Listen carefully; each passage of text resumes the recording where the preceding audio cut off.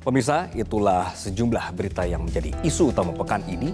3 berita yang menjadi perhatian diantaranya akan disajikan dalam Metro This Week, mengulas tajam berita sepekan bersama saya, Anggi Hasibuan.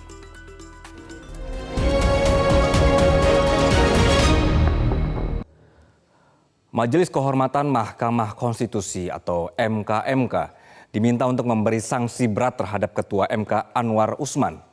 Sementara Ketua Majelis Kehormatan MK Jimli Asyidiki mengatakan bila ditemukan pelanggaran kode etik yang dilakukan Hakim Konstitusi, putusan gugatan tentang syarat minimal usia, minimal calon presiden,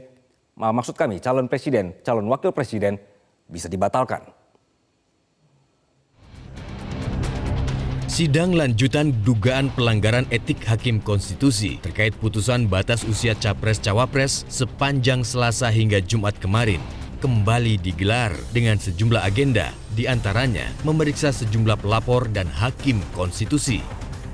Dalam sidang Majelis Kehormatan MK, pelapor meminta Majelis Kehormatan menjatuhkan sanksi pemberhentian terhadap 3 Hakim Konstitusi, di mana salah satunya adalah Ketua MK Anwar Usman. Poin yang dituntut ini 3 hakim Mahkamah Konstitusi yang menyetujui untuk mengabulkan itu diberhentikan tidak dengan hormat. Supaya lembaga Mahkamah Konstitusi ini bisa pulih kembali marwah dan martabatnya.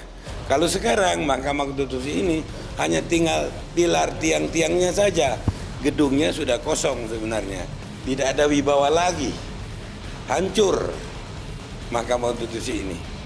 Dari 9 hakim yang ikut naikkan itu sebenarnya sebaiknya memang 9-9-nya itu harus diberhentikan semua. Namun kalau diberhentikan semua tidak ada lagi yang menyidang. Sementara itu, 4 Hakim Konstitusi yang sudah diperiksa Majelis Kehormatan MK membantah di lobi Anwar Usman untuk mengubah syarat batas calon presiden dan calon wakil presiden. Anwar Usman menjadi Hakim Konstitusi yang banyak diadukan. Saya juga nggak tahu, saya nggak di lobi. Nggak tahu saya, kalau yang lain saya nggak tahu. Kalau saya nggak datangi saya, nggak melobi saya nggak tahu. Boleh nggak jawab nggak? Ya lah ya. Thank you. Tidak ada. Cukup lah ya. Mau istirahat dulu ya. Enggak, jangan dipancing-pancing saya. Enggak boleh, nanti saya udah biasa hati-hati dengan teman-teman, nanti kepancing begini jadi. Sidang Majelis Kehormatan MK yang berlangsung sejak pekan lalu sudah memeriksa 9 Hakim Konstitusi. Ketua Mahkamah Konstitusi Anwar Usman diperiksa Jumat kemarin. Ketua MKMK Jimli Asyidiki mengaku menemukan banyak masalah usai memeriksa 3 Hakim Konstitusi terkait dugaan pelanggaran etik di balik putusan syarat Capres-Cawapres. Salah satu masalah ini adalah soal kekerabatan, di mana hakim diharuskan mundur dari perkara saat yang ditangani masih memiliki hubungan kekeluargaan.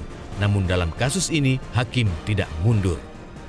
Muntahan masalahnya ternyata banyak sekali. Satu, masalah hubungan kekerabatan, ya, di mana hakim diharuskan mundur dari perkara itu tidak mundur. Itu kan banyak tadi, hampir semua pelapor itu mempersoalkan itu. Yang kedua, soal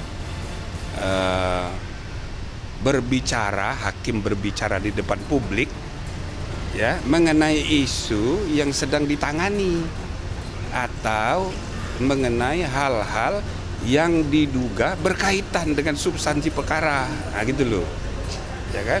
Padahal patut diduga bahwa ini ada kaitan, paling tidak dalam persepsi publik. Nah ini yang kedua, ya kan, yang dipersoalkan orang sebagai masalah kode etik. Yang ketiga, itu ada hakim yang saking kesel, ya kan, mengungkapkan kemarahannya ke publik.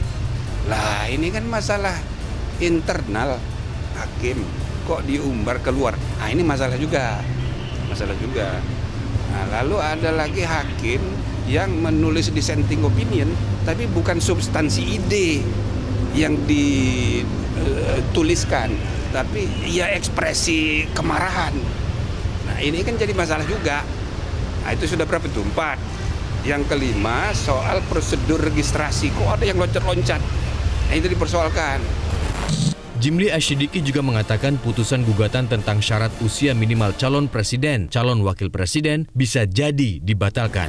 Namun Jimli menyebut pihaknya harus diyakinkan oleh para pelapor soal pelanggaran kode etik Hakim Konstitusi agar putusan nomor 90 dibatalkan. Intinya, pertama, bagaimana Anda meyakinkan lembaga penegak kode etik ngurusi perilaku para hakim lalu membatalkan putusan, itu bagaimana? Saya sih mau aja, ya kan? Tapi kalau ngawur-ngawur hanya sekedar emosi, sekedar, ya kan nggak bisa. Harus dipertanggungjawabkan secara secara benar, jadi secara hukum. Bisa terbuka peluang untuk penegak. Bukan soal bisa, saya harus diyakinkan dulu. Mana? Sekarang udah yakin? Belum yakin. Bila putusan nomor 90 ini dibatalkan, konsekuensinya Bacawa Pres Gibran Rakabuming Raka yang mendampingi Prabowo Subianto otomatis gagal ikut berkontestasi di pemilu mendatang. Sementara itu, independensi Majelis Kehormatan Mahkamah Konstitusi yang dipimpin Jimli Asyidiki diragukan oleh pelapor dugaan pelanggaran kode etik Hakim Konstitusi karena anggota Majelis Kehormatan sendiri dipilih oleh para hakim MK. Kalau saya sering istilahkan ini adalah the best that we can get now, walaupun jauh dari ideal. Karena idealnya memang harusnya independen, tidak dilantik oleh ketua MK sendiri, dan lain sebagainya. Tapi baiklah, cara ini kami tempuh. Nah, tapi saya ingin mengomentari sedikit tuh soal, saya ingin mengingatkan supaya publik juga paham bahwa kode etiknya itu memang tidak bilang hubungan keluarga itu harus terjadi antara hakim dengan pemohon. Benturan kepentingan itu bisa terjadi antara hakim dengan orang yang mempunyai kepentingan langsung terhadap perkara. Nah, nama Gibran itu ada dalam permohonan. Apakah putusan ini akan mempengaruhi putusan MK akan mempengaruhi putusan? Kita semua tahu tentu tidak akan. Tapi kami sendiri juga karena mempelajari bahwa yang masalah dengan putusan ini adalah putusan ini merusak marwah MK. Selain itu, rekam jejak banyak anggota Majelis Kehormatan MK juga tidak sepenuhnya rentan dari konflik kepentingan. Jimli Asyidiki, selaku Ketua Majelis Kehormatan MK misalnya, dinilai rentan konflik kepentingan, bukan saja dikarenakan posisinya sebagai anggota DPD, namun juga karena dia pernah menjadi pendukung salah satu capres, yakni Prabowo Subianto. Terkait rekam jejak Jimli ini, Partai Gerindra yang mengusung Prabowo dan Gibran menyatakan tidak masalah dengan status Jimli sebagai Ketua Majelis Kehormatan MK yang merangkap jabatan di parlemen.